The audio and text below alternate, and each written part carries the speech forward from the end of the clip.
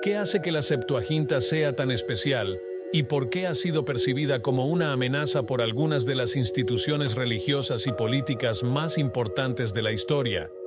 En este video exploraremos qué es realmente la Septuaginta, por qué fue escrita y cómo llegó a ser uno de los textos más influyentes de la humanidad. Sin embargo, es en sus partes más controvertidas donde descubrimos los secretos detrás de sus traducciones, los conflictos que generó y cómo puede desafiar lo que muchos creen saber sobre la Biblia. ¿Estás preparado para conocer el libro que algunos prefieren mantener en las sombras? Prepárate, porque la historia de la Septuaginta es mucho más intrigante y llena de giros inesperados de lo que imaginas, y al final comprenderás por qué sigue siendo vista como una amenaza hasta el día de hoy. La Septuaginta es considerada por algunos como el libro más peligroso del mundo. La Septuaginta, también conocida como el Antiguo Testamento griego o la traducción de los 70, abreviada como L y Psiquis, es la traducción más antigua de la Biblia hebrea, realizada del hebreo al griego. Pero, ¿de dónde proviene su nombre y por qué es tan importante? Según el texto histórico, la Carta de Aristeo, la traducción fue encargada por Ptolomeo II Filadelfo, quien gobernó Egipto entre el 285 y el 247 a.C. Se dice que ordenó la traducción de las leyes judías al griego, tarea llevada a los 6 de cada una de las 12 tribus de Israel. De ahí surge el nombre Septuaginta, que hace referencia a los 70 traductores que participaron en el proceso. Los eruditos bíblicos coinciden en que los primeros 5 libros, la Torá, fueron traducidos a principios del siglo III a.C. C.C. probablemente en la ciudad de Alejandría, que albergaba una gran comunidad judía. El resto de los libros de la Biblia hebrea fueron traducidos durante el siglo II después de Cristo. Durante este mismo periodo también surgieron traducciones al arameo, conocidas como targumes, que adaptaban las escrituras al idioma local. En ese momento, tanto el hebreo como el griego y el arameo eran lenguas predominantes entre los judíos, y la Septuaginta se volvió esencial para permitir el acceso a las escrituras en un idioma comprensible para la mayoría. El nombre Septuaginta tiene un origen interesante, proviene del latín Septuaginta Interpretum, que significa los 70 intérpretes. Esta expresión deriva del griego antiguo y se traduce como la traducción de los 70.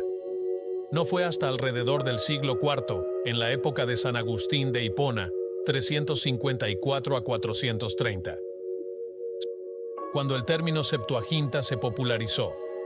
La leyenda cuenta que el faraón griego de Egipto, Ptolomeo II Filadelfo, envió 72 traductores hebreos, 6 de cada una de las 12 tribus de Israel, desde Jerusalén a Alejandría. El objetivo era traducir las escrituras hebreas del hebreo al griego, con la intención de incluir esta traducción en la famosa Biblioteca de Alejandría. Esta narración aparece en la Carta de Aristeo, que se presenta como una correspondencia entre Aristeo y su hermano Filócrates. La historia fue contada por figuras como Filón de Alejandría y Flavio Josefo en sus Antigüedades de los Judíos, e incluso por San Agustín de Hipona. La leyenda también está registrada en el Talmud de Babilonia, en el Tratado Mejilá, donde se narra que el rey Ptolomeo reunió a los 72 ancianos en cámaras separadas, sin revelarles el propósito de la reunión. Luego, entró en cada habitación y les pidió que escribieran la Torá de Moisés. Según la tradición, Dios inspiró a cada uno de ellos para producir una traducción idéntica, sin errores ni discrepancias. Filón de Alejandría también informa que los 72 traductores fueron seleccionados entre 6 eruditos de cada una de las 12 tribus de Israel. Sin embargo, este detalle plantea interrogantes históricas, ya que sugiere que las 12 tribus todavía existían durante el reinado de Ptolomeo. En realidad, las 10 tribus perdidas ya habían sido dispersadas por los asirios casi 500 años antes. A pesar de esto, un remanente de estas tribus permaneció refugiado en Jerusalén, lo que incrementó significativamente la población de la ciudad en esa época. Curiosamente, la tradición rabínica posterior miró con recelo la traducción de la Septuaginta. Muchos rabinos consideraban que la versión griega distorsionaba el texto sagrado, haciéndolo para el uso en las sinagogas. Se cree que el filósofo judío Filón de Alejandría sugirió que partes de la ley judía ya habían sido traducidas al griego mucho antes de la Septuaginta, e incluso afirmó que filósofos como Platón y Pitágoras pudieron haberse inspirado en las enseñanzas judías. Traducción. La Septuaginta fue escrita en griego antiguo y contiene algunas secciones con semitismos, es decir, expresiones idiomáticas y frases derivadas de lenguas semíticas como el hebreo y el arameo. Sin embargo, libros como Daniel y Proverbios muestran una influencia griega más pronunciada. Además, la Septuaginta puede ayudar a comprender la pronunciación del hebreo antiguo, ya que en ella se transcriben muchos nombres propios utilizando vocales griegas. Vale la pena señalar que los textos hebreos de la época no contenían marcas vocálicas. A pesar de esto, es poco probable que todos los sonidos del hebreo bíblico tuvieran contrapartes exactas en el griego. En cuanto a las diferencias canónicas, la Septuaginta y la Biblia hebrea no son idénticas. Contrariamente a la creencia popular, la Septuaginta no es un corpus unificado, sino una colección de traducciones antiguas del Tanaj, el conjunto de escrituras sagradas del judaísmo, así como de otros textos judíos que hoy conocemos como los apócrifos. Esta colección se desarrolló en un periodo en el que el canon de la Biblia hebrea aún estaba evolucionando y fue traducida por diversas personas en distintos lugares y épocas, a menudo utilizando manuscritos hebreos diferentes. La Biblia hebrea, también conocida como Tanaj, se divide en tres partes: la ley, Torá, los profetas, Neviim y los escritos Ketuvim. La Septuaginta, por otro lado, está organizada en 4 categorías: ley, historia, poesía y profetas, con los libros apócrifos añadidos en lo que se consideraron lugares apropiados. Es interesante notar que las copias restantes de la Septuaginta, que datan del siglo IV después de Cristo, incluyen libros y ediciones que no están presentes en el canon judío. Además, el contenido de estas copias no está estandarizado. Algunos eruditos sostienen que no hay evidencia concluyente de que la Septuaginta original incluyera estos libros adicionales, conocidos como deuterocanónicos.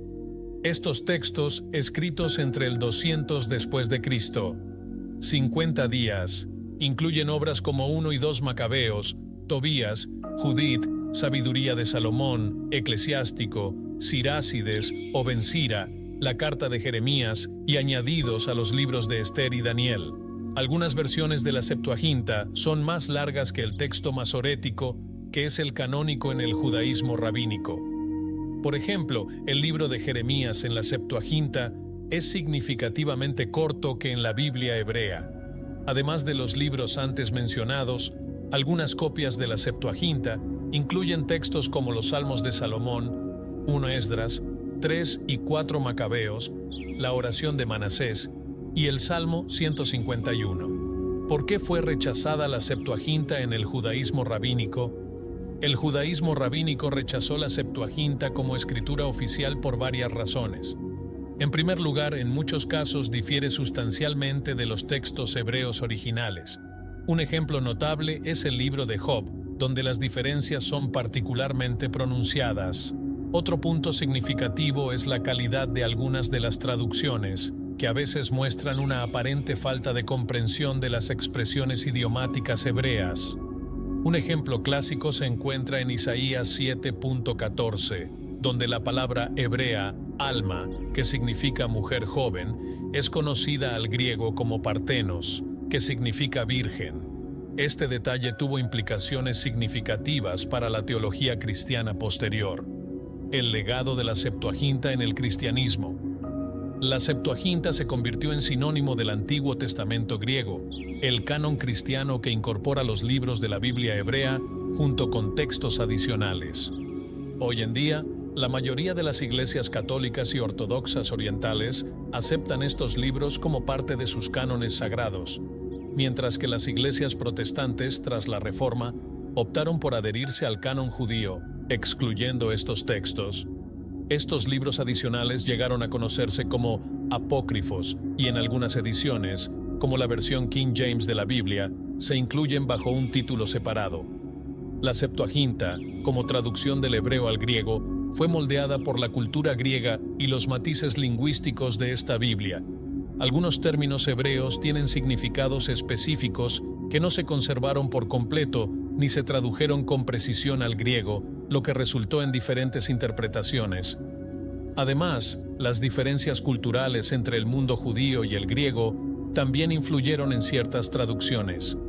Algunas ideas más abstractas del judaísmo pudieron haberse adaptado o ajustado en la versión griega.